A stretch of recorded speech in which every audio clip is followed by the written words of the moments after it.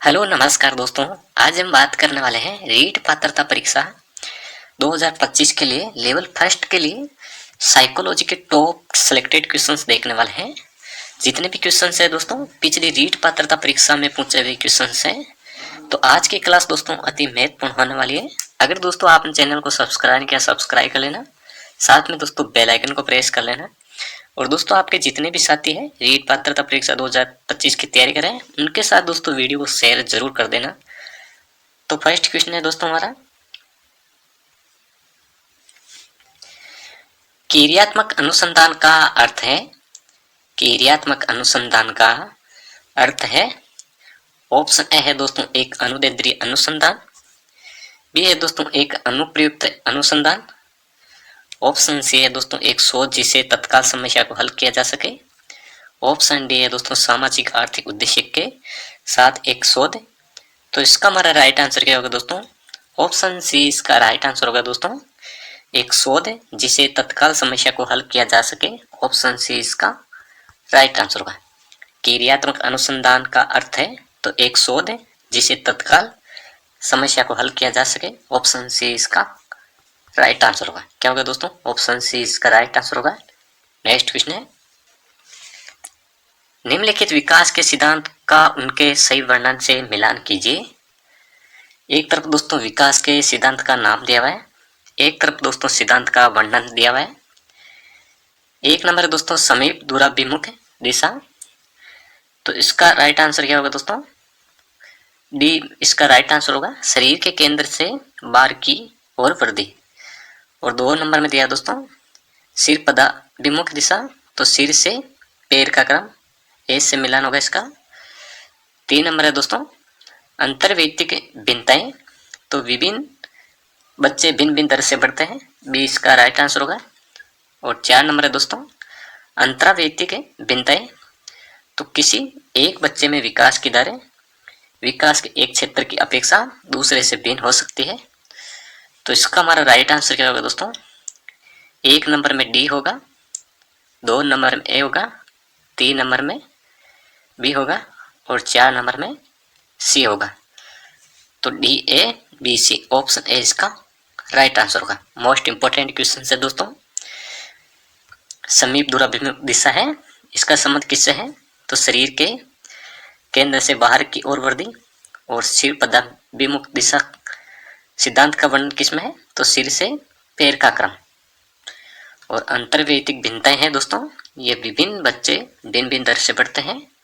और अंतर्वैयक्तिक भिन्नताएं हैं, इसमें किसी एक बच्चे में विकास की दर विकास के एक क्षेत्र की अपेक्षा दूसरे से भिन्न हो सकती है।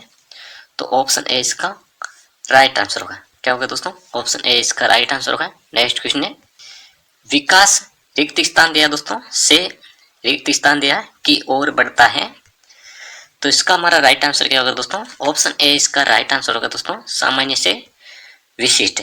विकास है सामान्य से विशिष्ट की ओर बढ़ता है। ऑप्शन ए इसका राइट आंसर होगा। क्या होगा दोस्तों? ऑप्शन ए इसका राइट आंसर होगा, विकास है सामान्य से विशिष्ट की ओर बढ़ता है। नेक्स्ट क्वेश्चन है, प्रकृति एवं पोषण विवाद निम्नलिखित में से किससे संबंधित है? प्रकृति एवं पोषण विवाद निम्नलिखित में से किससे संबंधित है?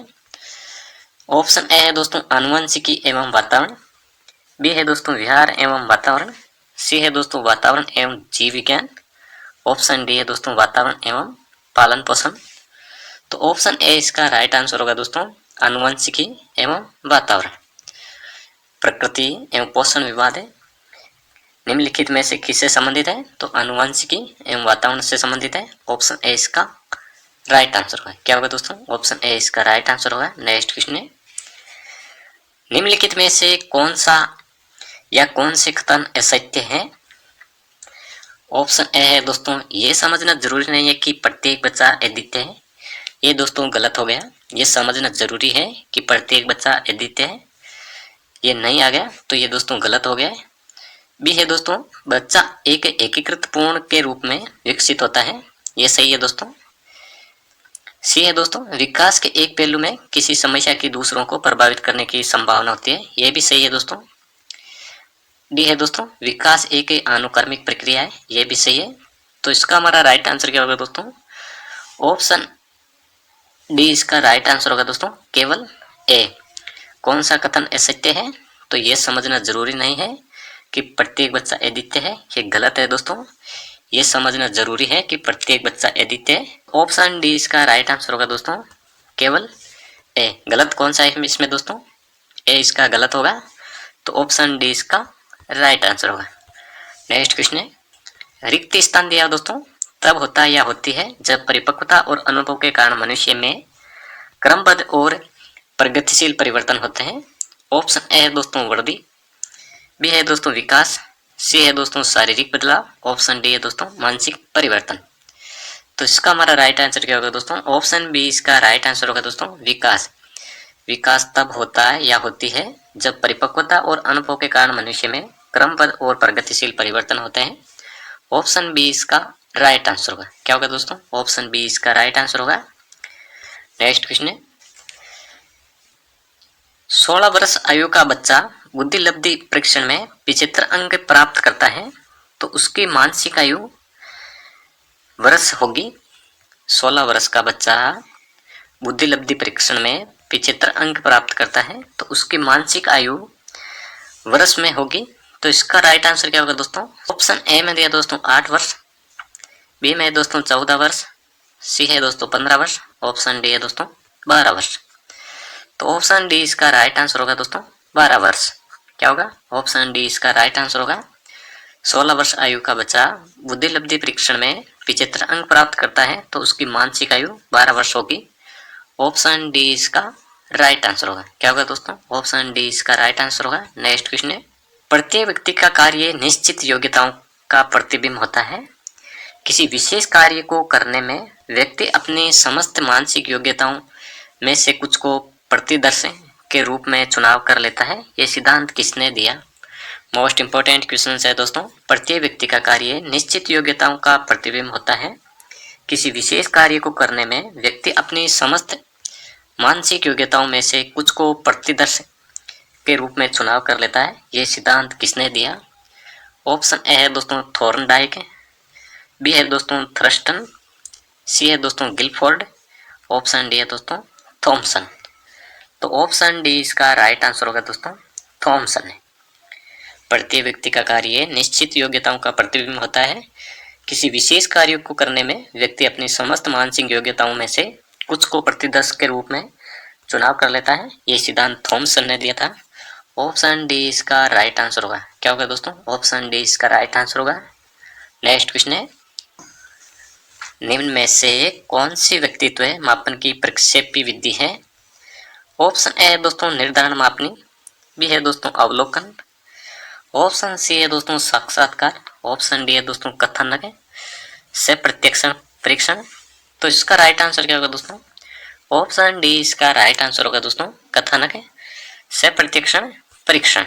ऑप्शन डी इसका राइट आंसर होगा। नेक्स्ट क्वेश्चन है,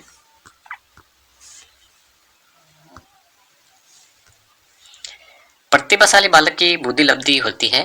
प्रतिभाशाली बालक की बुद्धि लब्धि होती है। ए में दोस्तों 130, ऑप्शन बी है दोस्तों 140, ऑप्शन सी है दोस्तों 55, ऑप्शन डी है दोस्तों 120। तो इसका हमारा राइट आंसर क्या होगा दोस्तों? ऑप्शन बी इसका राइट आंसर होगा दोस्तों 140।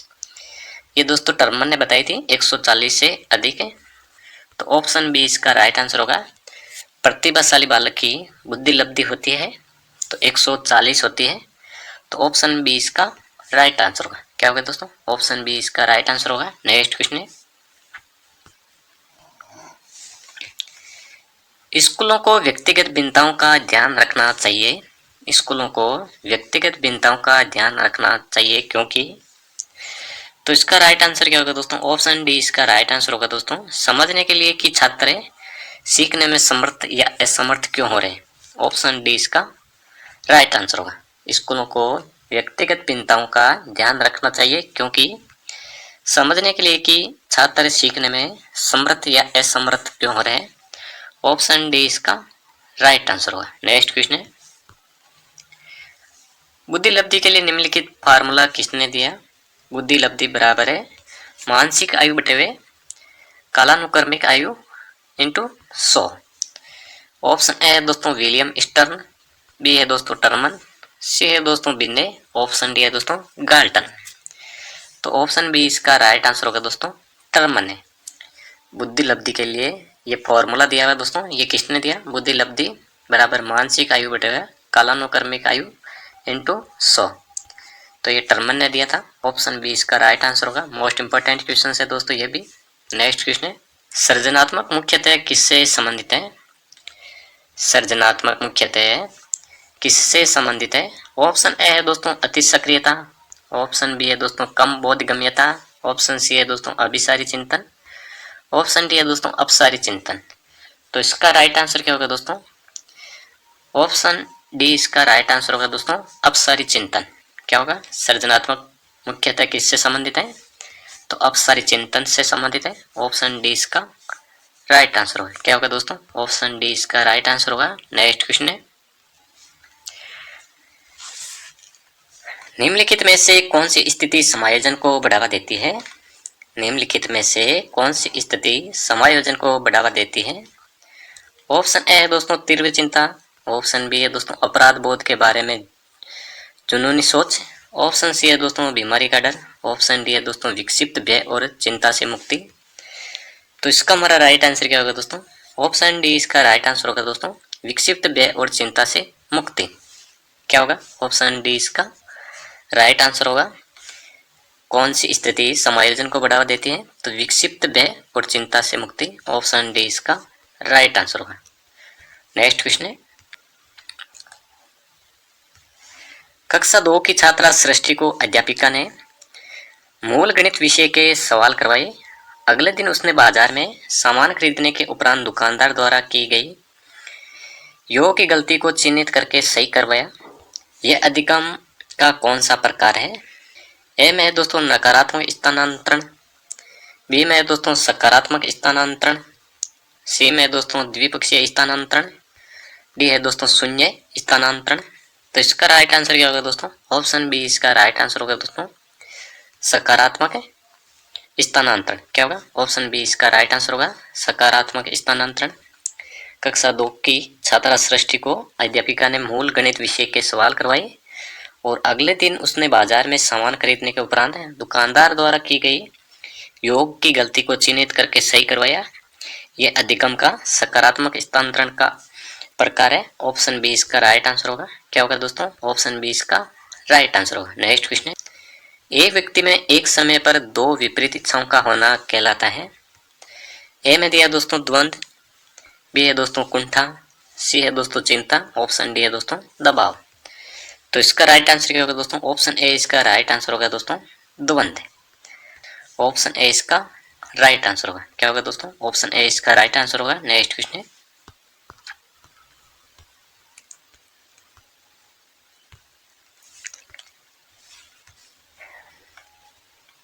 रवि का बुद्धि परीक्षण इंगित करता है कि वह औसत से लेकर औसत से अधिक बुद्धिमत्ता की श्रेणी में आता है।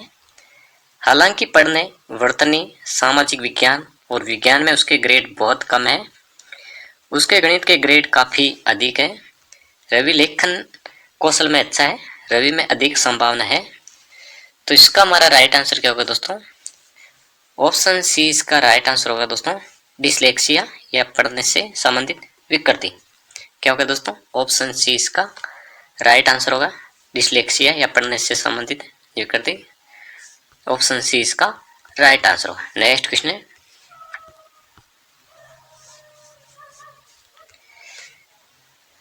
सीखना व्यवहार में उत्तरोत्तर सामंजस्य की एक प्रक्रिया है। यह कथन स्किनर ने दिया था। ऑप्शन ए इसका राइट आंसर होगा। खिलौनों की आयु कहा जाता है। खिलौनों की आयु कहा जाता है। तो इसका राइट आंसर क्या होगा दोस्तों? ऑप्शन ए इसका राइट आंसर होगा दोस्तों पूर्व बाल्यावस्था को। खिलौनों की आयु कहा जाता है तो पूर्व बाल्यावस्था को कहा जाता है। ऑप्शन ए इसका राइट आंसर होगा। क्या होगा दोस्तों? ऑप्शन ए इसका राइट आंसर होगा। नेक्स्ट क्वेश्चन है, निम्न में से कौन सी पूर्व बाल्यावस्था की विशेषता नहीं है? निम्न में से कौन सी पूर्व बाल्यावस्था की विशेषता नहीं है? तो इसका राइट आंसर क्या होगा दोस्तों? ऑप्शन डी इसका राइट आंसर होगा दोस्तों खेलने की अवस्था। जबकि दोस्तों दल या समूह में रहने की अवस्था है और प्रश्न करने की अवस्था है पूर्व बाल्यावस्था, और अनुकरण करने की अवस्था है पूर्व बाल्यावस्था। तो ऑप्शन डी इसका राइट आंसर होगा। खेलने की अवस्था नहीं है पूर्व बाल्यावस्था। ऑप्शन डी इसका राइट आंसर होगा। नेक्स्ट क्वेश्चन है, उत्तर बाल्यावस्था में बालक भौतिक वस्तुओं के किस आवश्यक तत्व में परिवर्तन समझने लगते हैं? उत्तर बाल्यावस्था में बालक भौतिक वस्तुओं के किस आवश्यक तत्व में परिवर्तन समझने लगते हैं? तो इसका राइट आंसर क्या होगा दोस्तों? ऑप्शन डी इसका राइट आंसर होगा दोस्तों, द्रव्यमान, संख्या और क्षेत्र। उत्तर बाल्यावस्था में बालक भौतिक वस्तुओं के किस आवश्यक तत्व में परिवर्तन समझने लगते हैं? तो द्रव्यमान, संख्या और क्षेत्र में। ऑप्शन डी इसका राइट आंसर होगा। नेक्स्ट क्वेश्चन है, विकास का अर्थ है, विकास का अर्थ है, तो इसका राइट आंसर क्या होगा दोस्तों?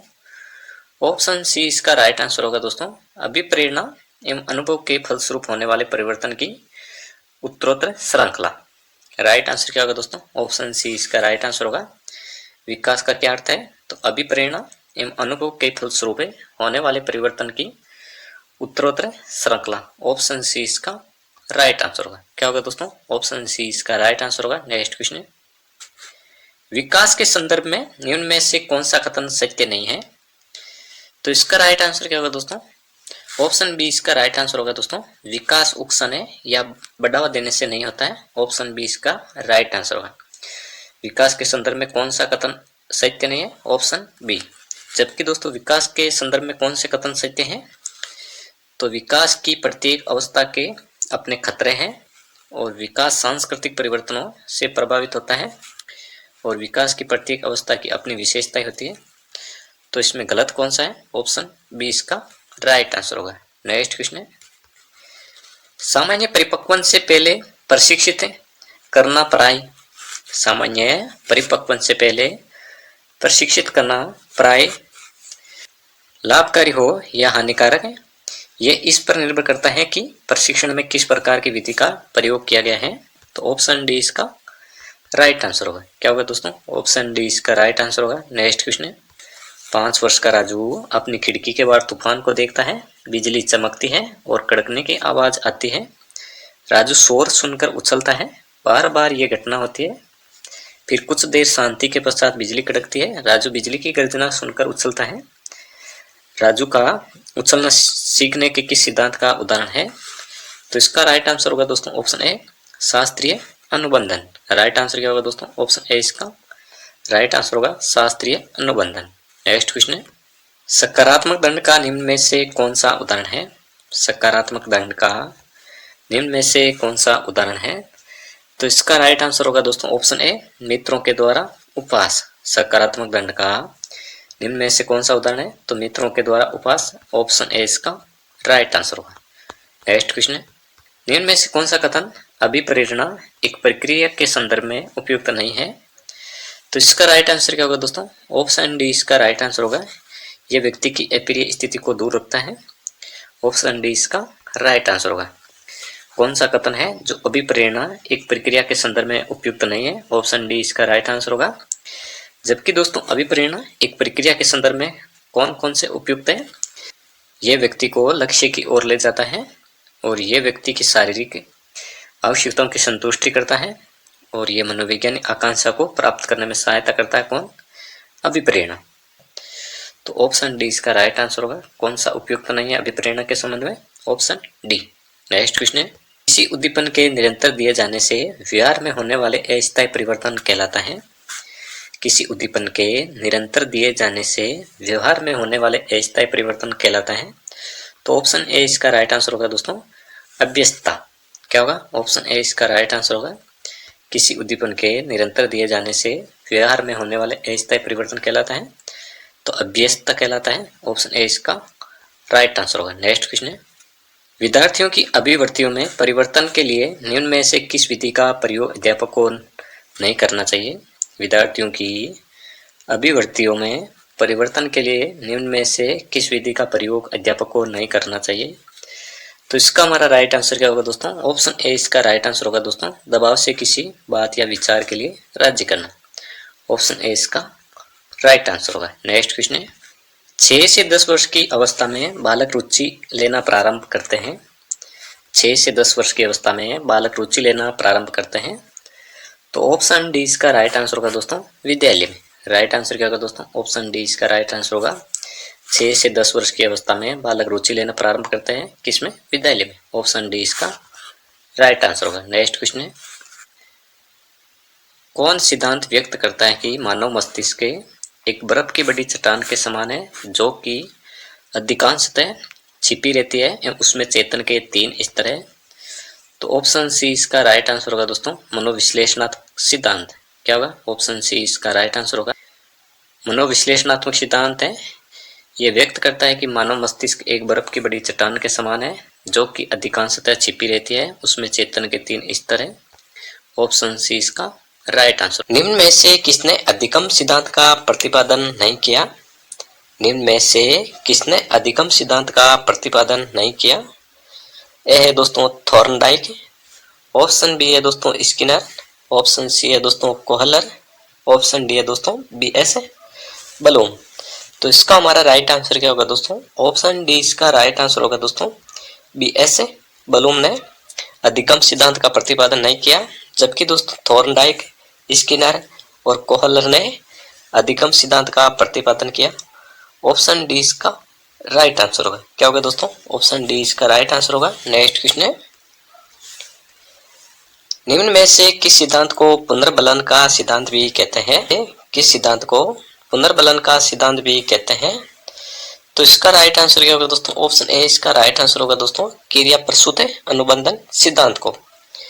क्रिया प्रसूत अनुबंधन सिद्धांत को पुनर्बलन का सिद्धांत भी कहते हैं। ऑप्शन ए इसका राइट आंसर होगा। क्या होगा दोस्तों, ऑप्शन ए इसका राइट आंसर होगा। जितने भी क्वेश्चन है दोस्तों पिछली रीट पात्रता परीक्षा में पूछे हुए क्वेश्चन है। नेक्स्ट क्वेश्चन है दोस्तों हमारा,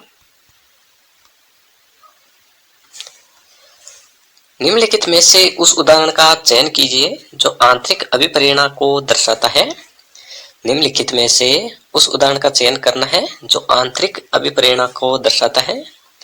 ए में दिया दोस्तों, वंदना परीक्षा में अच्छे अंक प्राप्त करने के लिए कठोर परिश्रम कर रही है, जिससे वे अपने माता पिता से उपहार प्राप्त कर सके।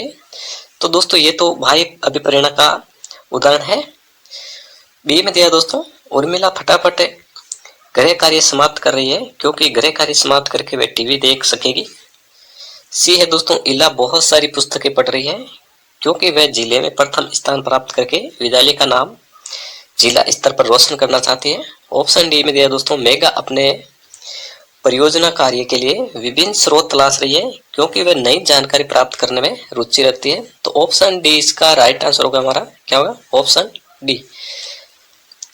आंतरिक अभिप्रेरणा को कौन सा उदाहरण दर्शाता है? तो ऑप्शन डी, मेगा अपने परियोजना कार्य के लिए विभिन्न स्रोत तलाश रही है, क्योंकि वह नई जानकारी प्राप्त करने में रुचि रखती है। ऑप्शन डी इसका राइट आंसर होगा। क्या होगा दोस्तों, ऑप्शन डी इसका राइट आंसर होगा। नेक्स्ट क्वेश्चन है, निम्न में से कौन सा एक उत्तम परीक्षण की विशेषताओं से भिन्न है?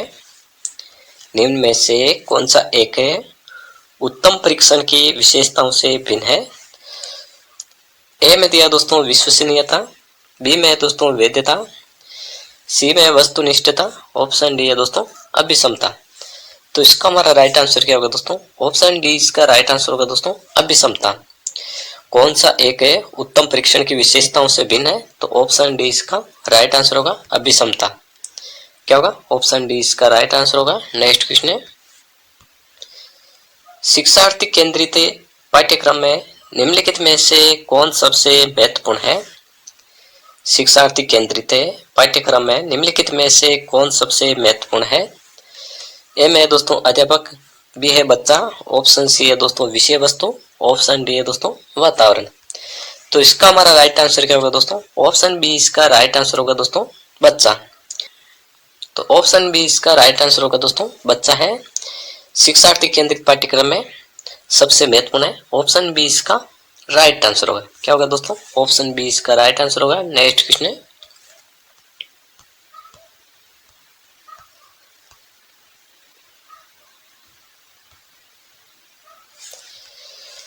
बार बार बच्चों को सजा से बचने या इनाम पाने के लिए सीखने की गतिविधि में संलग्न होने के लिए कहना क्या दर्शाता है?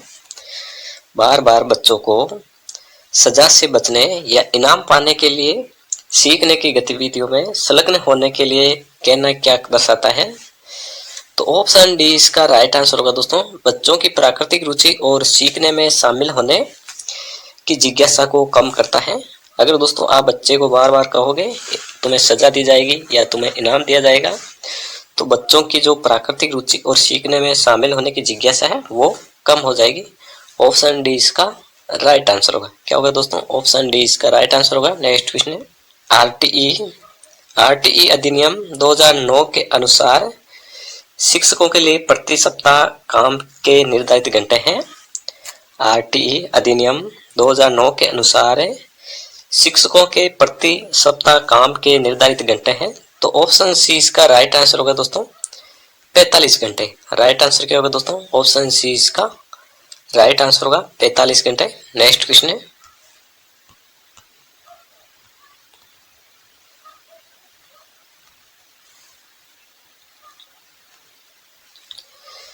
एनसीएफ 2005 के अनुसार एक शिक्षक की भूमिका होनी चाहिए। एनसीएफ 2005 के अनुसार एक शिक्षक की भूमिका होनी चाहिए। अनुमोदक है, सुविधादाता, आधिकारिक या तानाशाह। तो इसका हमारा राइट आंसर क्या होगा दोस्तों? ऑप्शन बी इसका राइट आंसर होगा दोस्तों, सुविधादाता। एनसीएफ 2005 के अनुसार एक शिक्षक की सुविधादाता भूमिका होनी चाहिए। ऑप्शन बी इसका राइट आंसर होगा। क्या होगा दोस्तों? ऑप्शन बी इसका राइट आंसर होगा। नेक्स्ट क्वेश्चन है, मूल्यांकन का उद्देश्य क्या होता है? मूल्यांकन का उद्देश्य क्या होता है? तो इसका राइट आंसर क्या होगा दोस्तों? ऑप्शन डी इसका राइट आंसर होगा दोस्तों, उस सीमा तक प्रतिपुष्टि प्रदान करना जहां तक हम उत्पादनशील जीवन के लिए शिक्षा प्रदान करने में सफल रहे हैं। ऑप्शन डी इसका राइट आंसर होगा। क्या होगा दोस्तों? ऑप्शन डी इसका राइट आंसर होगा। मूल्यांकन का उद्देश्य क्या होता है? उस सीमा तक है प्रतिपुष्टि प्रदान करना जहां तक हम उत्पादनशील जीवन के लिए शिक्षा प्रदान करने में सफल रहे हैं। ऑप्शन डी इसका राइट आंसर होगा। नेक्स्ट क्वेश्चन,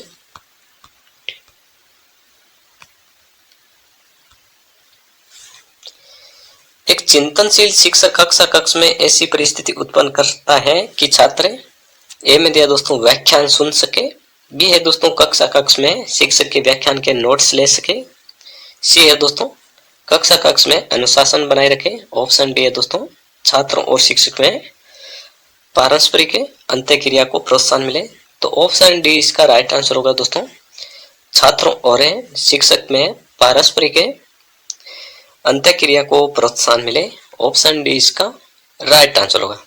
एक चिंतनशील शिक्षक है कक्षा कक्ष में ऐसी परिस्थिति उत्पन्न करता है कि छात्रों और शिक्षक में पारस्परिक अंतःक्रिया को प्रोत्साहन मिले। ऑप्शन डी इसका राइट आंसर होगा। क्या होगा दोस्तों? ऑप्शन डी इसका राइट आंसर होगा। मानव विकास आजीवन चलता रहता है। यद्यपि दो व्यक्ति बराबर नहीं होते, किंतु सभी सामान्य बालकों में विकास का क्रम एक सा रहता है। यह कथन विकास के किस सिद्धांत की ओर संकेत करता है? तो इसका राइट आंसर क्या होगा दोस्तों? ऑप्शन सी इसका राइट आंसर होगा दोस्तों, समान प्रतिरूप का सिद्धांत। मानव विकास आजीवन चलता रहता है। यद्यपि दो व्यक्ति बराबर नहीं होते हैं, किंतु सभी सामान्य बालकों में विकास का क्रम एक सा रहता है। यह कथन विकास के किस सिद्धांत की ओर संकेत करता है? तो समान प्रतिरूप का सिद्धांत। ऑप्शन सी इसका राइट आंसर होगा। क्या होगा दोस्तों? ऑप्शन सी इसका राइट आंसर होगा। नेक्स्ट क्वेश्चन है, जीन पियाजे के अनुसार संज्ञानात्मक विकास की अंतिम अवस्था कौन सी है? जीन पियाजे के अनुसार संज्ञानात्मक विकास की अंतिम अवस्था कौन सी है? तो इसका राइट आंसर होगा दोस्तों ऑप्शन बी, अमूर्त सक्रियात्मक अवस्था। क्या होगा? ऑप्शन बी इसका राइट आंसर होगा, अमूर्त सक्रियात्मक अवस्था है। यह जीन पियाजे के अनुसार संज्ञानात्मक विकास की अंतिम अवस्था है। ऑप्शन बी इसका राइट आंसर होगा। नेक्स्ट क्वेश्चन है, आनुवंशिकी के जनक है, आनुवंशिकी के जनक है, तो ऑप्शन ए इसका राइट आंसर होगा दोस्तों, ग्रेगर मेंडल। राइट आंसर क्या होगा दोस्तों? ऑप्शन ए इसका राइट आंसर होगा। आनुवंशिकी के जनक है तो ग्रेगर मेंडल है। ऑप्शन ए इसका राइट आंसर होगा। नेक्स्ट क्वेश्चन है, व्यक्तित्व का मनोविश्लेषणात्मक सिद्धांत किसने प्रतिपादित किया? व्यक्तित्व का मनोविश्लेषणात्मक सिद्धांत किसने प्रतिपादित किया? तो इसका राइट आंसर होगा दोस्तों ऑप्शन बी, सिगमंड फ्रायड ने। राइट आंसर क्या होगा दोस्तों? ऑप्शन बी इसका राइट आंसर होगा। व्यक्तित्व का मनोविश्लेषणात्मक सिद्धांत किसने प्रतिपादित किया? तो सिगमंड फ्राइड ने। ऑप्शन बी इसका राइट आंसर होगा। नेक्स्ट क्वेश्चन है, एक 10 वर्षीय बालक की मानसिक आयु 12 वर्ष है तो उसकी बुद्धि लब्धि होगी। एक 10 वर्षीय बालक की मानसिक आयु 12 वर्ष है तो उसकी बुद्धि लब्धि होगी। तो ऑप्शन सी इसका राइट आंसर होगा दोस्तों 120। राइट आंसर क्या होगा दोस्तों? ऑप्शन सी इसका राइट आंसर होगा। दोस्तों टर्मन ने बुद्धि लब्धि का सूत्र बताया था। बुद्धि लब्धि बराबर है मानसिक आयु बटेवा कालानुक्रमिक आयु। मानसिक आयु बटेवा कालानुक्रमिक आयु इंटू 100। बुद्धि लब्धि बराबर है मानसिक आयु बटेवा कालानुक्रमिक आयु इंटू 100। ये दोस्तों आपको सूत्र ध्यान में रखना है। मानसिक आयु कितनी है दोस्तों? 12 वर्ष है और कालानुक्रमिक आयु कितनी है? 10 वर्ष इंटू 100 तो कितना हो जाएगा? 120। तो ऑप्शन सी इसका राइट आंसर होगा। क्या होगा दोस्तों? ऑप्शन सी इसका राइट आंसर होगा। नेक्स्ट क्वेश्चन है, अल्बर्ट बंडूरा द्वारा प्रस्तावित अधिगम का सिद्धांत है। अल्बर्ट बंडूरा द्वारा प्रस्तावित अधिगम का सिद्धांत है तो ऑप्शन डी इसका राइट आंसर होगा दोस्तों सामाजिक अधिगम सिद्धांत। राइट आंसर क्या होगा दोस्तों? ऑप्शन डी इसका राइट आंसर होगा सामाजिक अधिगम सिद्धांत है। ये अल्बर्ट बंडूरा द्वारा प्रस्तावित अधिगम का सिद्धांत है। ऑप्शन डी इसका राइट आंसर होगा। नेक्स्ट क्वेश्चन है, रेमंड केटेल द्वारा कितने व्यक्तित्व कारक प्रस्तावित किए हैं? रेमंड केटेल द्वारा कितने व्यक्तित्व कारक प्रस्तावित किए गए हैं? तो ऑप्शन सी इसका राइट आंसर होगा दोस्तों 16।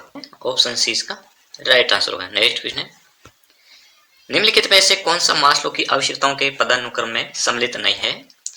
निम्नलिखित में से कौन सा मास्लो की आवश्यकताओं के पदानुक्रम में सम्मिलित नहीं है? तो इसका हमारा राइट आंसर क्या होगा दोस्तों? ऑप्शन बी इसका राइट आंसर होगा दोस्तों व्यक्तित्ववाद एवं समूहवाद। जबकि दोस्तों मास्लो की पदानुक्रम में दैहिक आवश्यकताएं, स्नेह एवं समता और आत्मसिद्धि सम्मिलित है। ऑप्शन बी इसका राइट आंसर होगा। मास्लो की आवश्यकताओं के पदानुक्रम में कौन नहीं सम्मिलित है?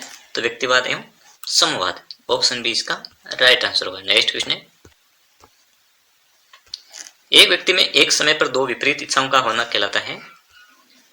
एक व्यक्ति में एक समय पर दो विपरीत इच्छाओं का होना कहलाता है। तो ऑप्शन ए इसका राइट आंसर होगा दोस्तों द्वंद्व। राइट आंसर क्या होगा दोस्तों? ऑप्शन ए इसका राइट आंसर होगा द्वंद्व। नेक्स्ट क्वेश्चन है, निम्नलिखित में से कौन सा अनुसंधान स्टीफन कोरे से संबंधित है? निम्नलिखित में से कौन सा अनुसंधान स्टीफन कोरे से संबंधित है? तो ऑप्शन डी इसका राइट आंसर होगा दोस्तों क्रियात्मक अनुसंधान। ऑप्शन डी इसका राइट आंसर होगा। कौन सा अनुसंधान है स्टीफन कोरे से संबंधित है? क्रियात्मक अनुसंधान। ऑप्शन डी इसका राइट आंसर होगा। नेक्स्ट क्वेश्चन है, व्यक्तिगत भिन्नता को निर्धारित करने में निम्न में से कौन सा जैविक कारक नहीं है? व्यक्तिगत भिन्नता को निर्धारित करने में निम्न में से कौन सा जैविक कारक नहीं है? तो इसका राइट आंसर होगा दोस्तों ऑप्शन सी अभिभावक व बालक संबंध।